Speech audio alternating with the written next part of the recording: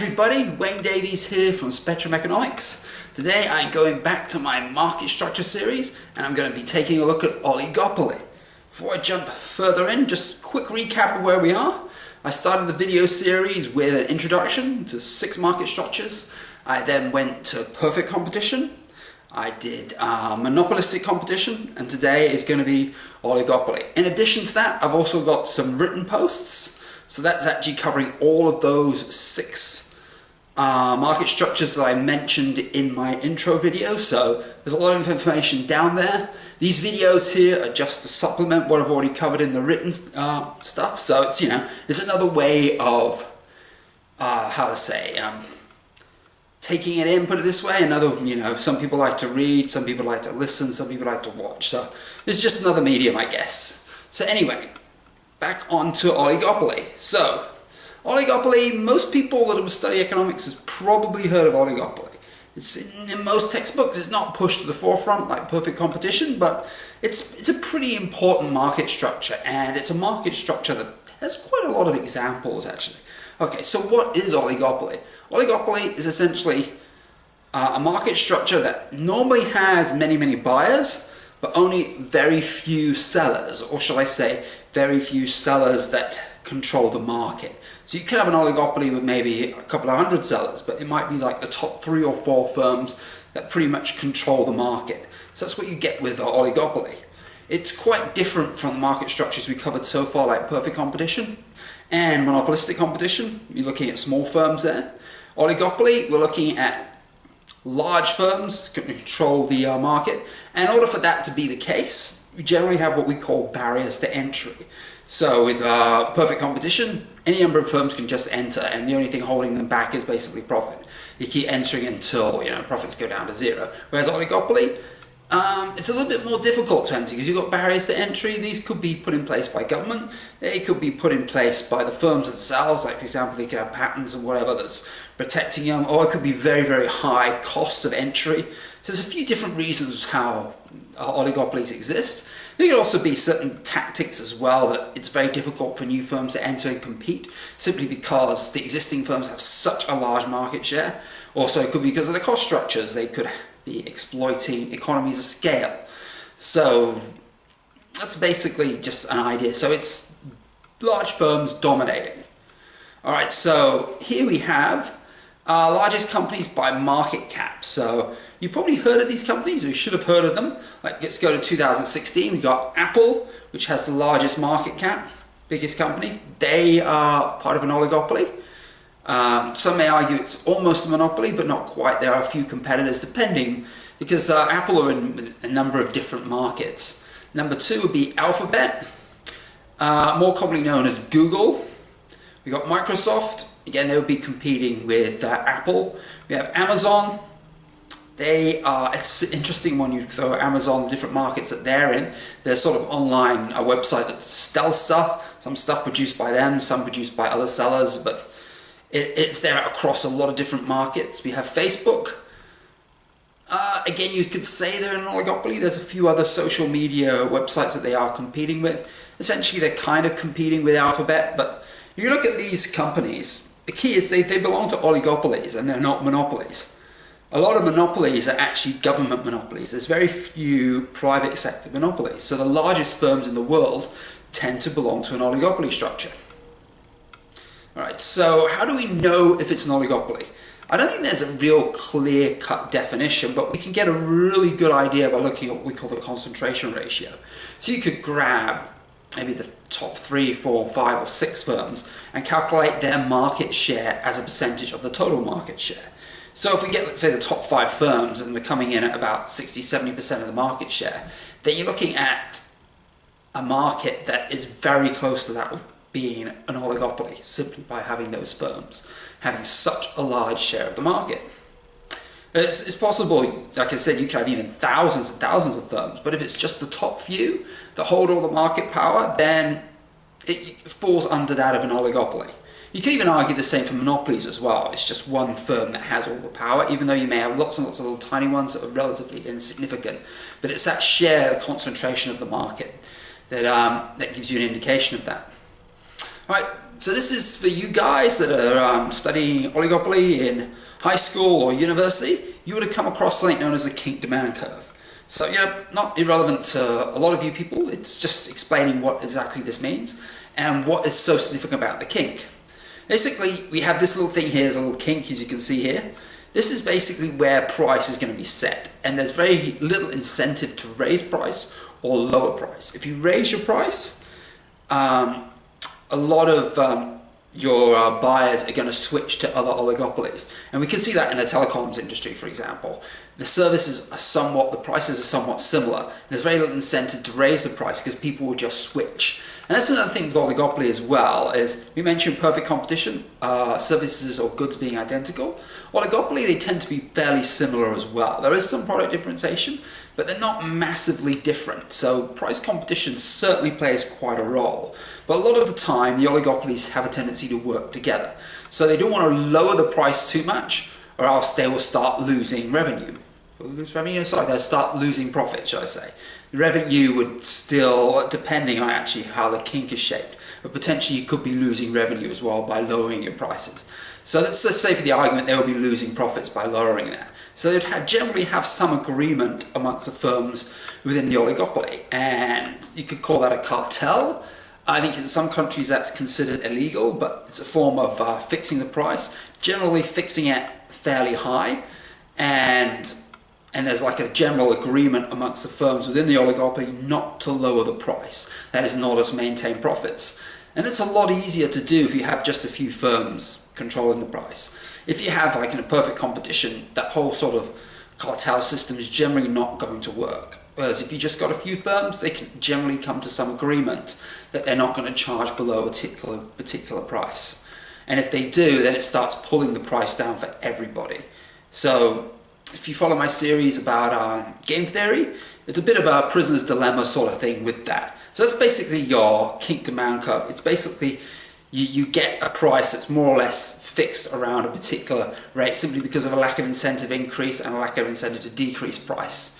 And also you have to note as well, generally the price and quantity set for oligopolies is higher than what you'd get in perfect competition and monopolistic competition. So you get quite a bit of allocative inefficiency with that. So if you had a perfect competition or monopolistic competition, you'd expect that price to come down because of the competition. Whereas in oligopoly, because there are so few firms and they are somewhat working together in order to maintain a higher price, you don't have that same extent of price competition. Though saying that though, it's still better than monopoly where you have just the one seller. Alright, so let's just go and have a look at a few examples of oligopolies. A good one not many people talk about is when it comes to cruise ships, and many of you heard of Carnival. This is quite interesting. They have, according to this, 25 cruise ships. I think they now have 26. This is back in 2017. But that's not all they own. They actually own a number of other companies as well. And that's where it gets a little bit confusing. So you could be looking at a market and you think, wow, look at that. Look at all these firms. You know, you might have several hundred firms. They all seem fairly big. And you think, well, maybe this is monopolistic competition. There's a lot of firms, you know what I mean? But it's quite possible that these firms are actually owned by one mother firm. It's like the case we got with Carnival Cruise Lines. They also own, they got Princess, Costa, Holland America, what's that, AIDA, I'm not sure if that's how it's pronounced, P&O, Seabourn, and Cunard. And you add up all those ships, that's a lot of ships, and that's a really big chunk of the cruise line market share. But they keep the identities of each firm a little bit different. I think it helps them capture a certain niche. So you could be looking like Carnival itself is more of a fun time cruise sort of thing, whereas Cunard is more into the luxury cruises. So by keeping the names separate, it allows them to attract a different audience. That's quite interesting. Okay, so I've got a few more examples here of oligopolies and the industries that tend to fall under oligopoly structures. So we've got aluminium, we've got automobiles. I mentioned that in a previous video as being a possible monopolistic competition, but it depends on how you break it down again. But yeah, generally, like, you have very few cars, like for luxury cars, for example. There's not that many to choose from. Film companies, I'll talk about that later, with television, cell phones, gas, beer, petroleum, tires, and airlines. So these generally fall under the oligopoly structure. I think we've got a few others down there. Soft drinks, battery cigarettes, and so on. So there's quite a few real-life examples of oligopoly. So, should we be worried? Should we be concerned that we have so many markets that are dominated just by a few firms? And personally, I don't like it. As I mentioned in my previous video, I like monopolistic competition more, having lots and lots of firms, have a lot more entrepreneurs, there's a lot more competition. So personally, it's not, arguably I don't like it. Some will argue that it is necessary for some markets. Some firms, need to have that to capitalize on economies of scale, because like particularly for the airline industry, it would be very, very difficult to have thousands and thousands of airlines, simply because the infrastructure cost is so high. Aeroplanes are very, very expensive. And whether that's the actual airlines themselves or the suppliers, whether it's Boeing or Airbus, for example. Okay. How about advertising? I haven't mentioned that yet. I may mention in the description or in the video for monopolistic competition, there's a little bit of advertising going on there, but it's generally of an informative nature. Oligopolies tend to not be so much about information, but tend to be sort of advertising as an experience. So let's just take a look at Coca-Cola and Pepsi here. Here we go. So what is that? So telling you about pause that refreshes. And we have here ask for more. So it's not really telling you really anything about the product itself, but it's showing it off as in, like, here, I think that's Britney Spears prancing around. If Britney Spears is drinking Pepsi, then maybe you should be. It is that sort of influence that they tend to use in oligopolies, and also because they're much bigger firms, they're able to splash out a lot more money on advertising. So you'll see a lot of events and whatever that are sponsored by these oligopolies. So Pepsi sponsor a lot of different things, so do Coca-Cola, for example. How about the television networks? This is something I mentioned earlier as an example of oligopolies, and this is something that a lot of people don't know an awful lot about. But as you can see here, we got CBS, we got Viacom, NBC, and Disney. What else is that? Time Warner as well. As you can see here, these are like the big parent companies. And a lot of times we think, well, maybe there's, a bit more to it than that, but because we see a lot of different companies. Like you can take Disney, for example. Disney have, what did Disney have? They have ESPN now, do they? Do they have Fox? I don't know where Fox came under. Oh, they've got ABC, sorry. They've got ABC. I know they got Marvel, the Marvel stuff. I'm not wearing a Marvel shirt. Sometimes I wear Marvel t-shirts. I'm a big fan of Marvel myself, so I shouldn't complain. There's Pixar as well, so they've got a lot of control in that area, and that's just one example, Disney, and there's a few others as well, that when we talk about television networks or movie networks or whatever you want to call them, media outlets and whatever, there's actually very, very few, and sometimes you can be a little bit surprised there actually is so few. And that can be a little bit concerning as well, because if you control the media, you have a lot of control over what the people think and what the people see. And ideally, I'd like to see a lot more independent networks. I believe it's possible, because we actually had that at one time, but they've generally been taken over now by a lot of these giant networks. At least we have, things like YouTube. YouTube, basically that's where the alternative media have found their home, is on YouTube. And YouTube probably looking more like monopolistic competition. Now, unfortunately, though, with censorship and stuff like that, it's become more and more difficult for those guys over there. So that's a bit of a tough break on them. But as you know, I'm on the Steam blockchain. I've got my Steam account, and I've got DLive, and I've got DTube as well. So that's another way for the alternative media to actually get their information across. And I've seen a few people move over to DLive and DTube. I think we have, We Are Changer on there.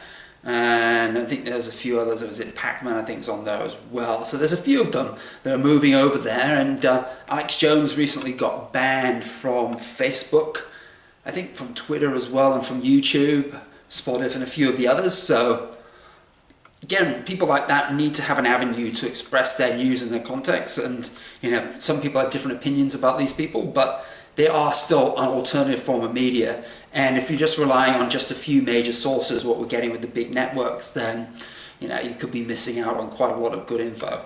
So that's the thing. And it's not just the TV networks, there's a few other ones that I mentioned as well. And here we're looking at food, and food is another big one. So we're talking about information that's going in your head, what you're seeing and all of that. It influences our perceptions. What about what we put in our tummies? That is huge. And we have just a few big companies here. As you can see, we've got Kellogg's, we've got Coca-Cola, PepsiCo, Nestle, Mars. What have we got? Associated British Foods. I'm trying to read it here.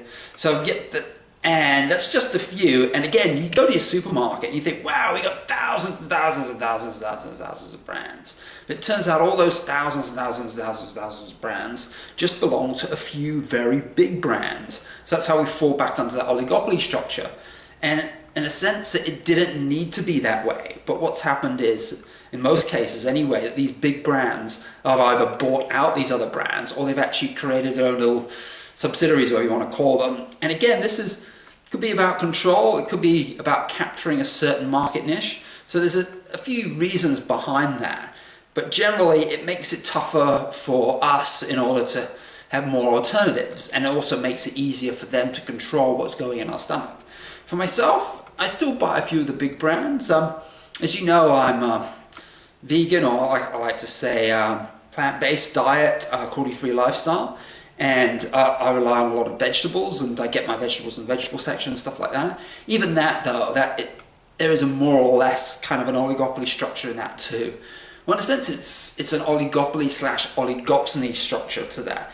Because you might have many producers of food, but often that goes to just a few supermarkets that actually control us, actually the buyers. And then they then become the sellers to us. So for us, they're oligopolies. To the producers, they're the oligopsonies. So it's an interesting relationship, but it's basically when there's fewer people, there's a greater control over the market. And that's what oligopolies have. They have greater control over quantity and greater control over price. So whatever price and quantity comes out, it works out within their favor, and they got more profits. So as I mentioned before about monopolistic competition in a previous video, profits are not necessarily a bad thing. You can do good things with profits. You can improve efficiency. You've got this incentive to make more profits because it's there. And the barriers to entry sort of protect that. But there's also the issue as well that if it's too well protected and you don't have enough competition, then there can be a sense of complacency as well. And there's, like I mentioned, there's a whole control element too, that once someone gets entrenched, or their firm gets entrenched, they can't really be moved, and we become very dependent upon them. Alright, this brings me more or less to the end of my video. So what are the key points around oligopoly? Just a quick recap. So there's very, very few sellers, and you can determine that using a concentration ratio. There's normally, but not always, many, many buyers. Think of the examples I've used today. There are many, many buyers, but you can have that oligopoly sort of combination where you have few buyers and few sellers. There are there's very strong, very strong barriers to entry. So firms can't easily enter, and that could be, again, through patents or patents or government regulation, or it could be simply the infrastructure costs or economies of scale, along those sort of lines. So in some cases, oligopolies may actually be the most appropriate market structure. Sometimes it isn't. And another thing that you won't learn so much in your textbooks, oligopolies is very good in terms of control, in terms of controlling the media, in terms of what you hear, in terms of controlling what you eat. So there's that control element as well that I think a lot of people are concerned about when you have oligopoly. And again, this is not your standard textbook stuff. They won't actually tell you that that's an actual element of oligopoly, as a control side of it, in terms of what you see, and especially in industries such as television, film, media, and food as well, in terms of what you eat. So, that can be a bit concerning. Anything else? There's not necessarily perfect information, I mentioned a few other times with the other market structures. So you can get a technological advantage, and that won't necessarily be passed on. There's certain information that the firms know that you don't know, that I mentioned about certain companies owning other companies. You can actually find that out, but it isn't necessarily always transparent. So it is a very, very interesting market structure. One that has me a little concerned. Like I mentioned, there's so many large firms in an oligopoly. Like I said, they tend to be even larger than monopolies because it's private sector, and private sector has quite a grasp on the whole oligopoly side of things, even though you don't get that in government. And I'll talk about government a little bit more under monopoly, because there's a lot of monopolies actually within government themselves, not so much the private sector. Anyway, that brings me to the end of this video. I hope you liked it. This is, I think, the 4th video in the series. and the third video that goes into detail on a particular market structure. I have a number of other videos as well, and many posts on my Steam page. And also, I think I mentioned earlier, I have the detailed written posts on this video in the description. So you can go down there, you can click on those if you prefer to read. And most of the slides are mostly the same as well, so you can look at those too in the actual written descriptions. I have a very brief description in this here, just outlining what an oligopoly is basically and what I'm covering in the video. So anyway, if you are on Steam, remember to give me an upvote and a follow if you're not already. If you're watching this on some other platform, I think maybe it's a like or a thumbs up, and possibly a subscribe. Anyway, thank you for watching. Be seeing more of you.